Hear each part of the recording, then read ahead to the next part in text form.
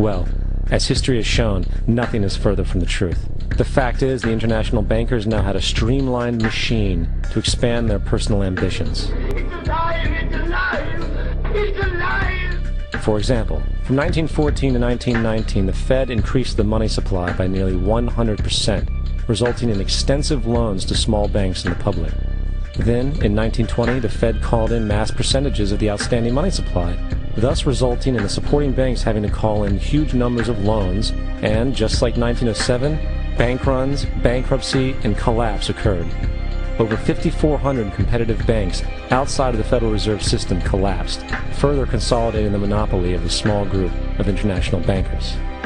Privy to this crime, Congressman Lindbergh stepped up and said in 1921, "Under the Federal Reserve Act, panics are scientifically created. The present panic is the first scientifically created one, worked out as we figure a mathematical equation." However, the panic of 1920 was just a warm-up. From 1921 to 1929, the Fed again increased the money supply, resulting once again in extensive loans to the public and banks.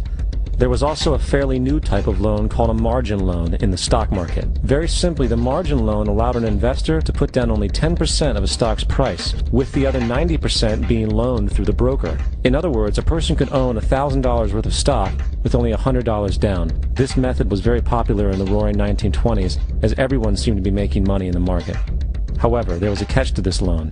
It could be called in at any time and had to be paid within 24 hours. This is termed a margin call, and the typical result of a margin call is the selling of the stock purchased with the loan. So, a few months before October in 1929, J.D. Rockefeller, Bernard Baruch, and other insiders quietly exited the market, and on October 24, 1929, the New York financiers who furnished the margin loans started calling them in masse. This sparked an instantaneous, massive sell-off in the market, for everyone had to cover the margin loans. It then triggered mass bank runs for the same reason, in turn collapsing over 16,000 banks, enabling the conspiring international bankers to not only buy up rival banks at a discount, but to also buy up whole corporations at pennies on the dollar. It was the greatest robbery in American history. But that didn't stop there. Rather than expanding the money supply in order to recover from this economic collapse, the Fed actually contracted it, fueling one of the largest depressions in history. Once again outraged, Congressman Louis McFadden, a longtime opponent of the banking cartels, began bringing impeachment proceedings against the Federal Reserve Board, saying of the crash and depression, "It was a carefully contrived occurrence. International bankers sought to bring about a condition of despair so that they might emerge the rulers of us all." Not surprisingly, and after 2 previous assassination attempts, McFadden was poisoned at a banquet before he could push for the impeachment. Now, having reduced the society to squalor, the Federal Reserve bankers decided that the gold standard should be removed. In order to do this, they needed to acquire the remaining gold in the system. So, under the pretense of helping to end the Depression, came the 1933 gold seizure. Under the threat of imprisonment for 10 years, everyone in America was required to turn in all gold bullion to the Treasury, essentially robbing the public of what little wealth they had left. And at the end of 1933, the gold standard was abolished. If you look at a dollar bill from before 1933, it says it is redeemable in gold. You look at a dollar bill today, it says it is legal tender, which means it is backed by absolutely nothing. It is worthless paper. The only thing that gives our money value is how much of it is in circulation. Therefore, the power to regulate the money supply is also the power to regulate its value, which is also the power to bring entire economies and societies to its knees.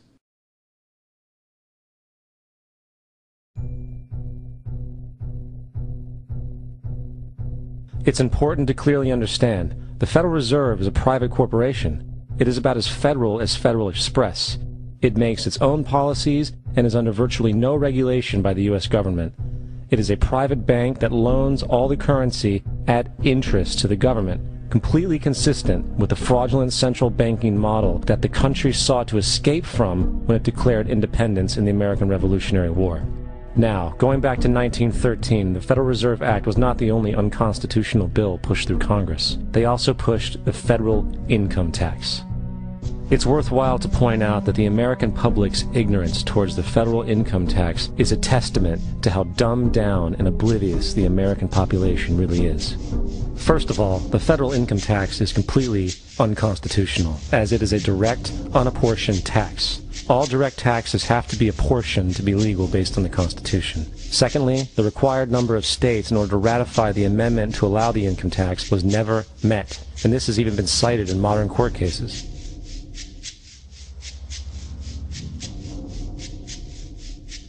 Third, at the present day, roughly 35% of the average worker's income is taken from them via this tax. That means you work 4 months out of the year to fulfill this tax obligation.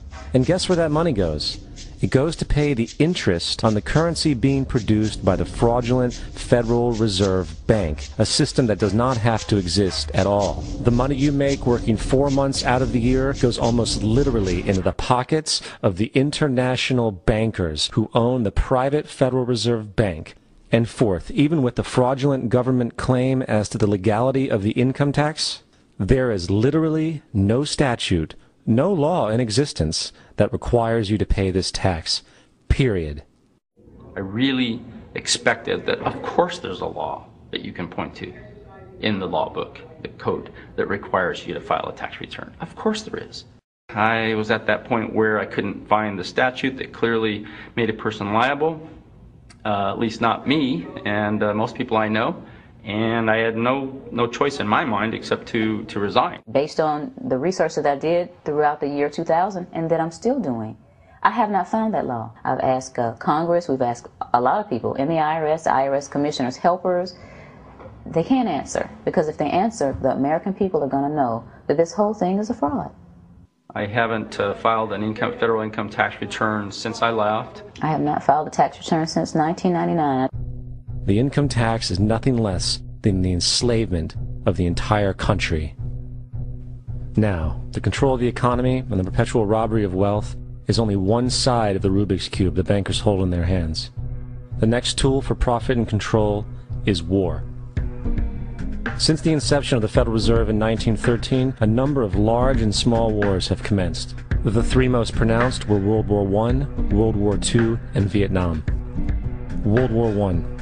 In 1914, European wars broke out centered around England and Germany. The American public wanted nothing to do with the war.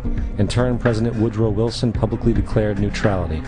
However, under the surface, the U.S. administration was looking for any excuse it could find to enter it. In a noted observation by Secretary of State William Jennings, the large banking interests were deeply interested in the World War because of the wide opportunities for large profits. It's important to understand that the most lucrative thing that can happen for the international bankers is war, for it forces the country to borrow even more money from the Federal Reserve Bank at interest. Woodrow Wilson's top advisor and mentor was Colonel Edward House, a man with intimate connections with the international bankers who wanted in the war. In a documented conversation between Colonel House, Wilson's advisor, and Sir Edward Grey, the Foreign Secretary of England, regarding how to get America into the war, Grey inquired, "What will Americans do if Germans sink an ocean liner with American passengers on board?" House responded, "I believe that a flame of indignation would sweep the United States, and that by itself would be sufficient to carry us into war." So, on May 7, 1915, on essentially the suggestion of Sir Edward Grey, a ship called the Lusitania was deliberately sent into German-controlled waters, where German military vessels were known to be. And, as expected, German U-boats torpedoed the ship, exploding stored ammunition, killing 1,200 people. To further understand the deliberate nature of this setup, the German embassy actually put advertisements in the New York Times telling people that if they boarded the Lusitania, they did so at their own risk, as such a ship sailing from America to England through the war zone would be liable to destruction.